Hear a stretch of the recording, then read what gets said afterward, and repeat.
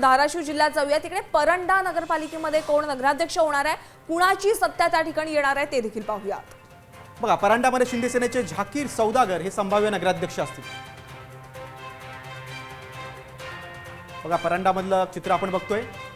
शिंदे सेनेचे 12 नगरसेवक निवडून येतील आणि संभाव्य सत्ता ही शिंदे सेनेकडे जाईल। शिंदे सेनेचे आमदार तानाजी सावंत यांचा इथे प्रभाव आहे। नक्कीच। आणि यानंतर आमचे प्रतिनिधी बालाजी सुरवसे यांनी याबाबत काय अंदाज वर्तवलेला आहे पाहूयात। माजी आरोग्यमंत्री डॉक्टर तानाजी सावंत यांचा हा परंडा मतदारसंघ, परंडा नगर परिषदेची निवडणूक ही पहिल्यापासून प्रतिष्ठेची निवडणूक होती।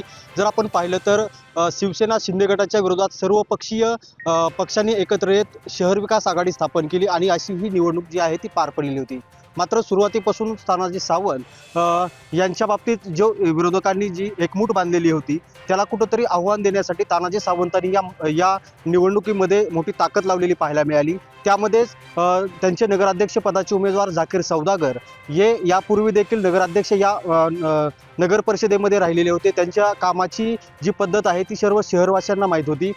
शहरामध्ये केलेली विकास कामं असतील किंवा तानाजी सावंत यांच्या माध्यमातून शहरासाठी आलेला भरीव निधी असेल, ही जी सर्व विकास कामं आहेत ती पोहोचवण्यामध्ये झाकीर सौदागर आणि शिवसेना ही जी आहे ती यशस्वी ठरल्याचं कुठंतरी पाहायला मिळालं। आणि त्यामुळं या निवडणुकीमध्ये शिवसेना शिंदे गटाचे झाकीर सौदागर हे नगराध्यक्षपदी विजय होण्याची संभाव्य चान्सेस किंवा शक्यता या ठिकाणी वर्तवली जाते।